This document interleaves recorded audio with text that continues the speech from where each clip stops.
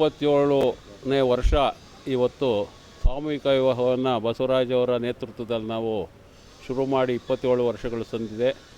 ಈ 27 ವರ್ಷಗಳು ಕೂಡ ನಮ್ಗೆ ಯಾವ ರೀತಿ ನಡೀತು, ಯಾವ ರೀತಿ ಒಂದು ವರ್ಷಕ್ಕಿಂತ ವರ್ಷ ಹೆಚ್ಚಿನ ಸಾಮೂಹಿಕ ವಿವಾಹಗಳಲ್ಲಿ ಜೋಡಿಗಳನ್ನ ತೊಡಗಿಸ್ಕೊಂಡು ಅವ್ರಿಗೆ ಎಲ್ಲ ರೀತಿಯ ತಾಳಿ ಭಾಗ್ಯ ಇರ್ಬೋದು, ಬಟ್ಟೆ ಭಾಗ್ಯ ಇರ್ಬೋದು, ಮತ್ತು ಅವ್ರಿಗೆಲ್ಲರೂ ಬಂದಿರತಕ್ಕಂಥ ಎಲ್ಲರಿಗೂ ಕೂಡ ಭೋಜನದ ವ್ಯವಸ್ಥೆ ಇರಬೇಕು.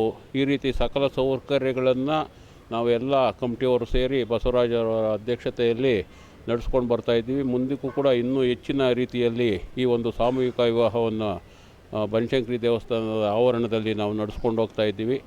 ಆವತ್ತು ನಾವು ಯಾವಾಗ ಶುರು ಮಾಡಿದ್ರು ಸಾಮೂಹಿಕ ವಿವಾಹ, ಆವತ್ತಿಂದ ಇವತ್ತಿನವರೆಗೂ ಕೂಡ ಹೆಚ್ಚಿನ ಸಂಖ್ಯೆಯಲ್ಲಿ ನವವಿವಾಹಿತರು ಸುಮಾರು ಜೋಡಿಗಳು ಇಲ್ಲಿ ಮದುವೆಯನ್ನು ಮಾಡಿಕೊಂಡು ಸುಖ ಸಂತೋಷದಿಂದ ಇದ್ದಾರೆ. ಬಡತನ ರೇಖೆಯಲ್ಲಿ ಯಾರು ತುಳಿತಕ್ಕೊಳಗಾಗಿರ್ತಾರೆ ಅಂಥವ್ರು ಬಂದು ಇಲ್ಲಿ ಒಂದು ಮದುವೆಯನ್ನು ಆಗುವಂಥದ್ದು. ಮತ್ತು ಅವರು ಎಷ್ಟೇ ಜನ ಬಂದರೂ ಕೂಡ ನಮ್ಮ ಸಮಿತಿ ವತಿಯಿಂದ ಅನ್ನದ ವ್ಯವಸ್ಥೆಯನ್ನು ಕೂಡ ನಾವು ಮಾಡಿಕೊಂಡು ದಾನಿಗಳ ಸಹಾಯದಿಂದ ಮಾಡ್ಕೊಂಡು ಬರ್ತಾಯಿದ್ದೀವಿ.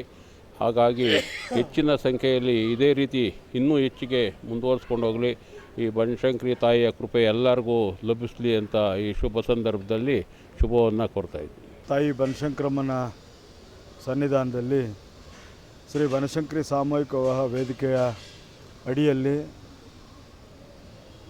ಉಚಿತ ಸಾಮೂಹಿಕ ವಿವಾಹವನ್ನು ನಾಳೆ 26/2/26ರಂದು ಗುರುವಾರ 27ನೇ ವರ್ಷದ್ದು ಈಗಾಗಲೇ ನಮ್ಮ ಮಾಜಿ ಮಹಾಪೌರರು ವೇದಿಕೆ ವ್ಯವಸ್ಥಾಪಕರೊಬ್ಬರಾದಂಥ ಎಸ್ ಕೆ ನಟರಾಜ್ ಅವರು ಈಗಾಗಲೇ ಅವರು ಹೇಳ್ದಂಗೆ, ಅದೇ ರೀತಿ ನಮ್ಮ ಎಚ್ ಕೆ ಮುತ್ತಪ್ಪ ಅವರು, ಜೆ ಆರ್ ದಾಮೋದರ ನಾಡವರು, ಆರ್ ನಾರಾಯಣಸ್ವಾಮಿ ಅವರು ಮತ್ತು ಸಿ ಮುತ್ತಪ್ಪನವರು, ಅನೇಕ ನಮ್ಮೆಲ್ಲ ಮುಖಂಡರು, ಸಮಾಜ ಸೇವಕರು ಅಂತ ಏನು ಹೇಳ್ತೀವಿ ಆ ಥರ ಇರ್ತಕ್ಕಂಥ ಎಲ್ಲ ಮುಖಂಡರು ಸತತ 2 ತಿಂಗಳಿಂದ ಇದಕ್ಕೆ ಪ್ರತ್ಯಕ್ಷವಾಗಿ ಪರೋಕ್ಷವಾಗಿ ಇಲಾಖೆ ಆಗಿರ್ಬೋದು, ಪೊಲೀಸ್ ಇಲಾಖೆ ಇರ್ಬೋದು, ಮುಜರಾಯಿ ಇಲಾಖೆ ಇರ್ಬೋದು, ಮಹಿಳಾ ಮತ್ತು ಮಕ್ಕಳ ಅಭಿವೃದ್ಧಿ ಇಲಾಖೆ ಇರ್ಬೋದು, ಎಲ್ಲ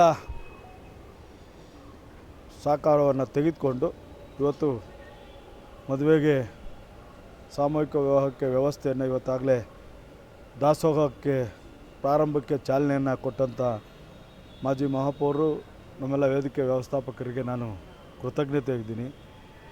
ಅವ್ರು ಹೇಳ್ತಾ ಇದ್ದಾಗ ನಟರಾಜ್ ಅವರು, ಇದು ನಿರಂತರವಾಗಿ ಬಡವರಿಗೆ ಈ ಭಾಗದಲ್ಲಿ ಸೇವೆ ನಿಜವಾಗ್ಲೂ ಆ ಕಾಳಜಿ ಮುತ್ತಪ್ಪನವರಲ್ಲಿದೆ, ನಾರಾಯಣಸ್ವಾಮಿ ಅವರಲ್ಲಿದೆ. ನಮ್ಮೆಲ್ಲ ಮುಖಂಡರು ಹಗಲು ರಾತ್ರಿಯಿಂದಲೇ ಇದಕ್ಕೆ ಕೈ ಜೋಡಿಸಿದ್ದಾರೆ. ಅವರೆಲ್ಲರಿಗೂ ತಾಯಿ ಬನಶಂಕರಮ್ಮ ಅವ್ರ ಕುಟುಂಬಕ್ಕೆ ಆರೋಗ್ಯ, ಭಾಗ್ಯ, ಐಶ್ವರ್ಯ ಕೊಡಲಿ ಅಂತ ಪ್ರಾರ್ಥನೆ ಮಾಡ್ತಾ, ವಿಶೇಷವಾಗಿ ನಮ್ಮ ಎಸ್ ಕೆ ನಟರಾಜ್ ಅವರು ಕಳೆದ ಬಾರಿ ಒಂದು ಸಣ್ಣ ಒಂದು ಇದರಲ್ಲಿ ಬರಲಿಲ್ಲ, ಈ ಸಾರಿ ಬಂದು ದಾಸೋಹಕ್ಕೆ ನಾಳೆ ತಯಾರಾಗುವಂಥ ಅಡುಗೆಗೆ ಚಾಲನೆ ಕೊಟ್ಟರು. ಅದು ತಾಯಿಯ ಒಂದು ಕೃಪೆ ಅವ್ರ ಕುಟುಂಬಕ್ಕೆ ಅವ್ರ ಮೇಲೆ ಇರಲಿ ಅಂತೇಳಿ ನಾನು ಪ್ರಾರ್ಥನೆಯನ್ನು ಮಾಡ್ತೀನಿ.